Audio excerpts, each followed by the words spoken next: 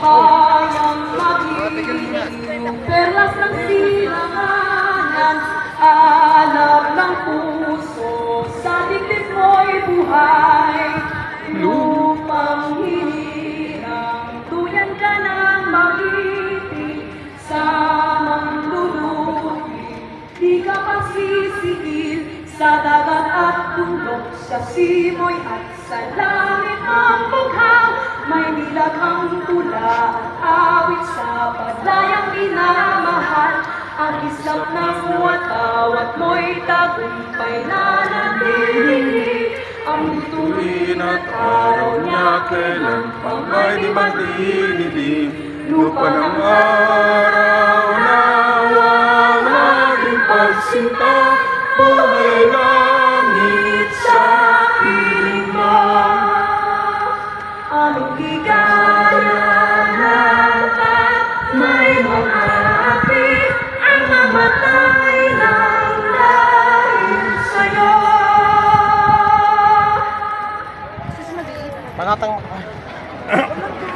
Mga kababayan, magandang hapon po sa inyong lahat.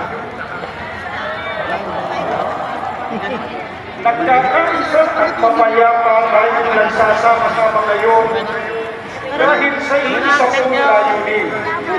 Ipahayag Salamat, Ninang. Pakiisa sa sambayanan. Nakalibre na, natao ko pang Ano Ninang. po ang nais natin ipasala sa mga kababayan natin sa buong kapuluan?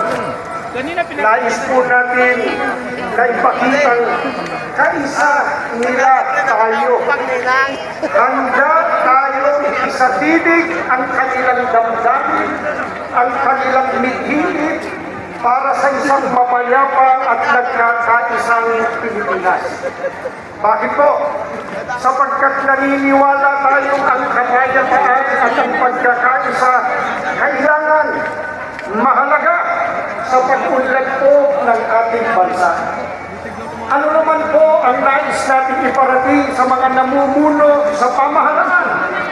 Gusto po natin ipaalam sa kanila na inaasam natin ang mabuti, ang epektibong pamamahala sang-ayon po sa mga ninanais, pinapangarap at totoong kailangan natin mga mamamayang naghalal sa kanila sa tungkulin. At batay na rin po sa kanilang ipinangako noong nakaraang halalan. Hindi lamang tayo mga narito po sa Quirino Grandstand dito sa Maynila ang natitipon alang-alang sa kapayapaan at pagkakaisa. Tulad po ng alam ninyo, itong isinasagawa natin National Rally for Peace ay pambuong kapuluan. Kasabay nating nagkakatipon ang napakakapal na bilang ng mga kababayan at kapatid natin sa 12 pang dako sa bawat rehiyon. 5 lugar po sa Luzon, 4 sa Kabisayaan, at 4 po sa Mindanao.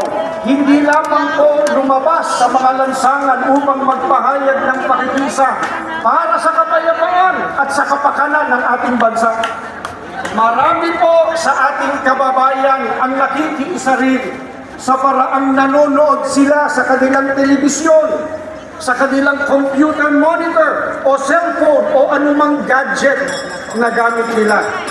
Maraming salamat po sa kanilang suporta at maraming salamat po sa inyong lahat.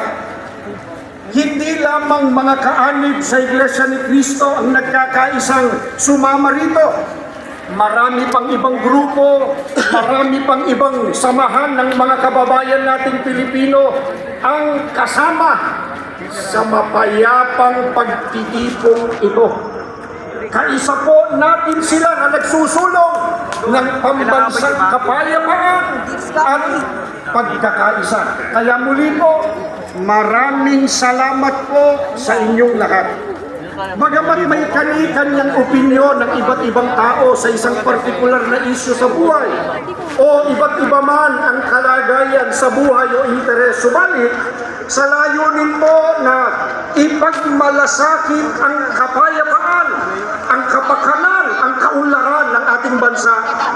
Tayong lahat ay nagkakaisa. Tinatanong po namin kayo, nagkakaisa po ba tayo o hindi? Ano po sagot ninyo? Karapatan po nating mga mamamayan ang ganitong pagkilos. Ito po ay protektado ng ating saligang batas. Nagkakaisa tayo ng damdamin at isipan na isagawa ito. Inuulit po namin ng may kapayapaan at pagkakaisa.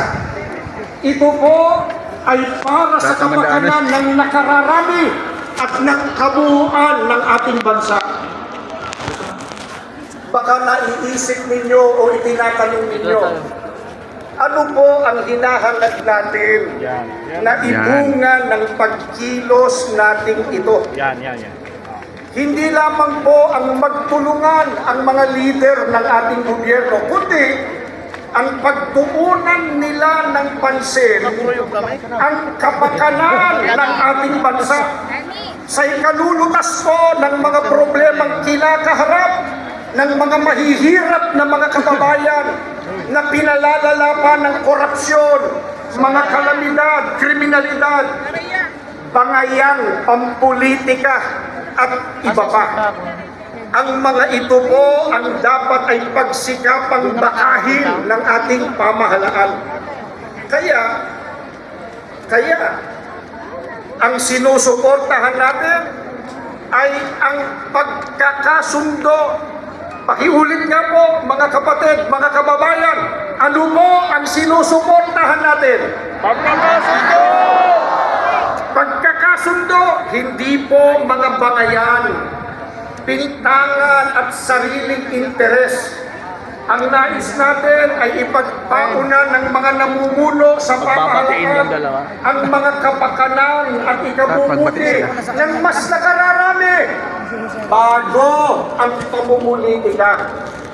Gusto po natin iparinig sa mga nasa pamahalaan ang damdamin ng sambayanan. Gising kami! Pakiulit nga po! Gising kami! Pakiulit po nga! Gising kami! Hinihintay namin ang paglilingkod ninyo sa kapakanan naming mga simpleng Pilipino. Hindi ang pagsusulong ng mga bagay na hindi makagagaan sa buhay ng mga kababayan natin. Mamaya po, abangan nyo, higit pang lilinawin ng mga kasama nating magsasalita ang nagkakaisang layunin natin. Kaya pang nagkakaisang ngayon. Mabuhay po ang Pilipinas! Mabuhay ang Pilipinas! Mabuhay ang mamamayang Filipino! Marami pong salamat sa inyo. Pakinggan po natin ang susunod na magsasalita, si kapatid na Romel Topacio. Pati si Ninong.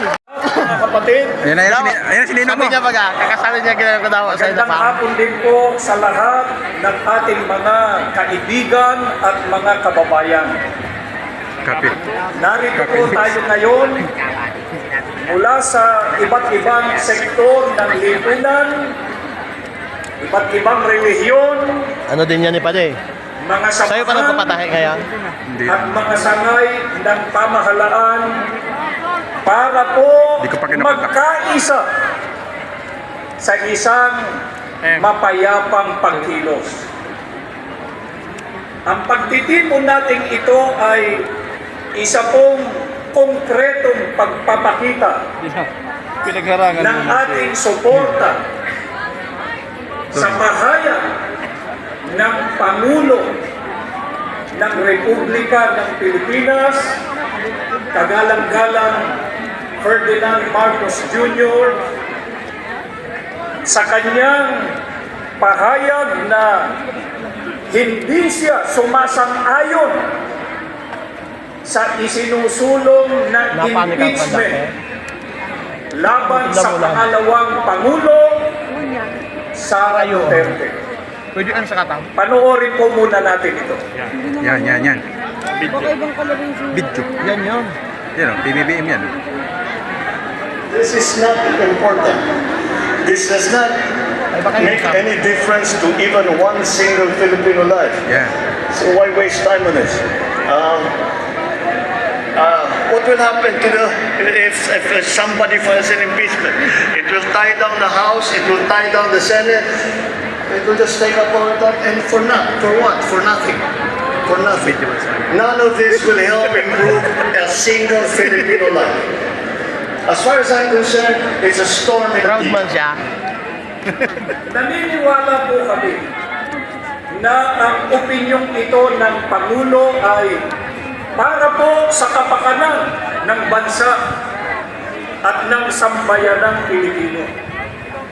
Ang ganitong posisyon ay hindi lamang po nagpapakita ng malasakit, kundi ng malinaw na pag-unawa sa mga tunay na pangangailangan ng ating bansa.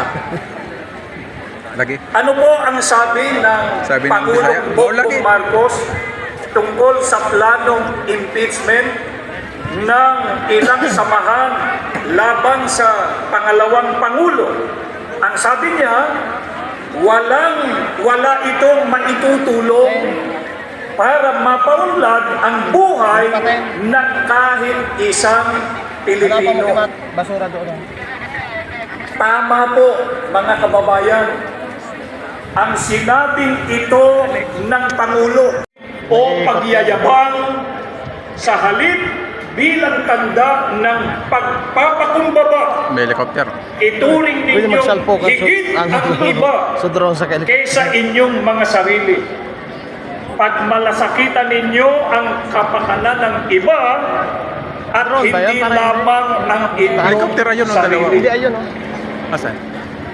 Ang mga talatang ito ay isang paalaala sa lahat, sa ating lahat, lalo na po sa mga nasa posisyon ng kapangyarihan. Ang kanilang tungkulin ay maglingkod para sa kapakanan ng mga mamamayan, hindi po para sa sariling o pansariling interes. At lalo na hindi po para maghasik ng pagkakampi-kampi dahil lang ang hangarin ay humawak ng kapangyarihan. Tuloy pa.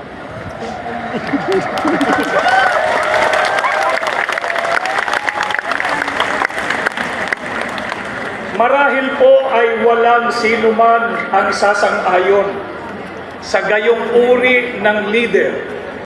Aming kahilingan, kapayapaan ng bayan.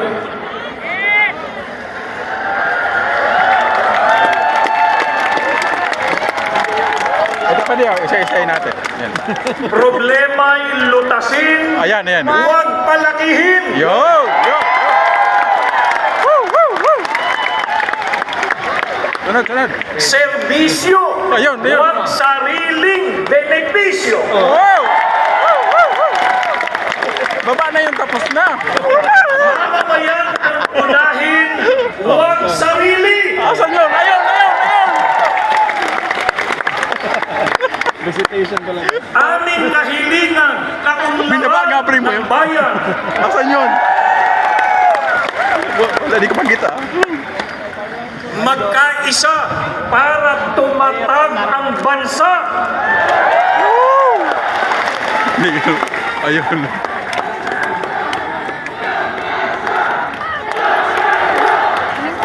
Magkaisa! Magkaisa! Magkaisa! Magkaisa! Magkaisa! Magkaisa! Magkaisa! Ito pa, nakalagay pa sa atin. Yung isinisigaw natin na yan. Magkaisa, huwag mang-isa. Yun!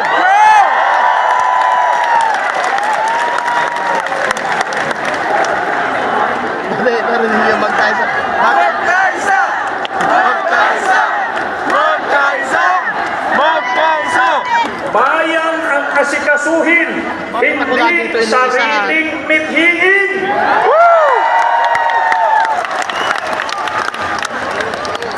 Una Unahin ang bayan, huwag bangayan.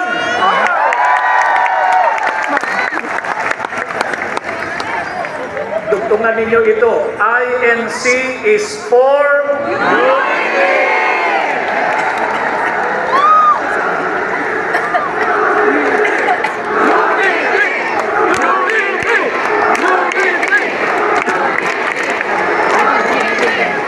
kaya kailangan natin peace in the Philippines. Barkada. Bakit po ganito ang ating mga panawagan? Kasi ayaw namin ng kaguluhan. Saan At mga mahal po nating mga kapatid, na angaw-angaw na narito at sa iba't ibang panig ng Kapuluang Pilipinas.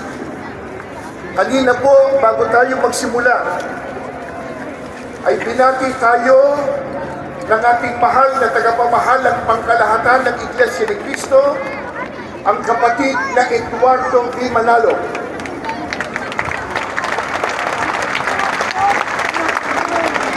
Hayaan niyong tayo naman ang bumati sa kanya ngayon. Sabihin po natin, magandang araw po, Ka Eduardo. Isa pa.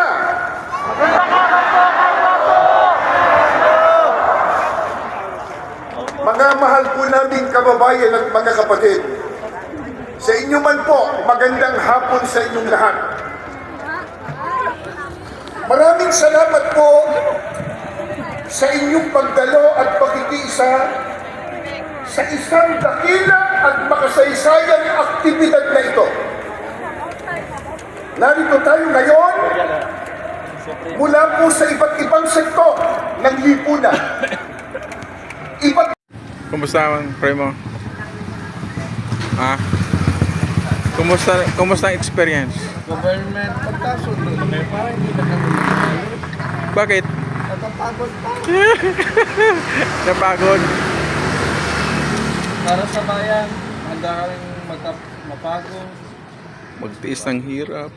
maglakad ng malayo, gutom. Ay, hindi pala kami naggutom. Hindi kami nagutom. Daming pakain. Dahil simbahan.